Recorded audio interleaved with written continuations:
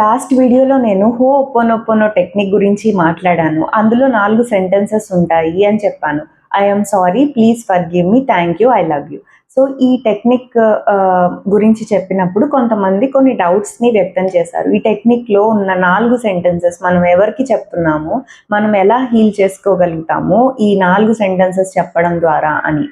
So దీనికి ముఖ్యంగా మనం ఈ టెక్నిక్లో ఫస్ట్ రూల్ ఏంటంటే, మన లైఫ్లో జరిగే ప్రతి సిచ్యువేషన్కి బాధ్యత మనదే అనేది మనం ముందు అంగీకరించాలి. అది ఎలా అంటే, నేను చిన్న ఉదాహరణని ఈరోజు మీకు చెప్తాను. ఫర్ సపోజ్ ఎవరన్నా ఒక పర్సన్ మామూలుగా 100% మనం ఏమనుకుంటాము, మన లైఫ్లో ఎవరన్నా వచ్చి మనల్ని గట్టిగా పరుషంగా మాట్లాడారనుకోండి, ఈ పర్సన్ వల్ల నేను హర్ట్ అయ్యాను, లేదా ఈ సిచ్యువేషన్ వల్ల నేను హర్ట్ అయ్యాను, ఈ సర్కమ్స్టెన్స్ వల్ల నేను హర్ట్ అయ్యాను అని మనం చెప్తూ ఉంటాం.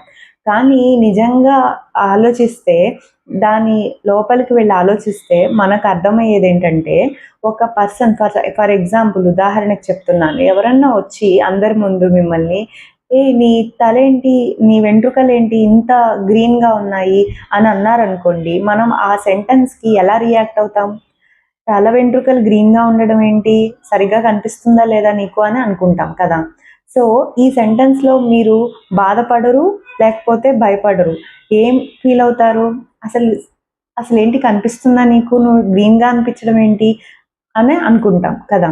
సో ఒక పర్సన్ యొక్క మాట, మనము ఆ పర్సన్ యొక్క మాటని తీసుకునే ప్రాధాన్యతను బట్టి, మీరు ఆ సెంటెన్స్కి ఇచ్చే ప్రాధాన్యతను బట్టి అది మీరు తీసుకుంటారా, పెయిన్ఫుల్గా తీసుకుంటారా, లేకపోతే ప్లెజెంట్గా తీసుకుంటారా అనేది మీరు ఆ సిచ్యువేషన్కి ఇచ్చే అర్థాన్ని బట్టి మారిపోతుంది.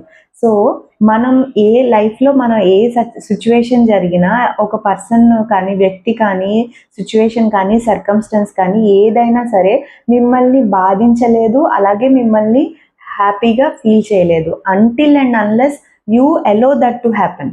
మీకంతటా మీరు దానికి ఇచ్చే మీనింగ్ని బట్టి, అర్థాన్ని బట్టి ఆ సిచ్యువేషను, ఆ పర్సను, ఆ సర్కమ్స్టెన్స్ మిమ్మల్ని ఆ సిచ్యువేషన్ వల్ల మీ ఎక్స్పీరియన్స్ పెయిన్ఫుల్గా కానీ లేదా ప్లెజర్ఫుల్గా కానీ ఉండడానికి రీజన్ ఏంటి? మన దృక్పథము, మనం దానికి ఇచ్చే మీనింగ్.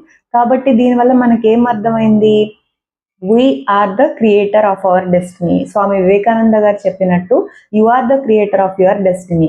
మీరు పెయిన్ఫుల్ సిచ్యువేషన్స్ని ఫేస్ చేసినా, లేకపోతే ప్లెజరబుల్ సిచ్యువేషన్స్ని ఫేస్ చేసిన, దానికి 100కి 100% బాధ్యత మనదే. సో ఈ విషయం మీకు అర్థమైనట్టయితే నెక్స్ట్ మనకి హోపోనో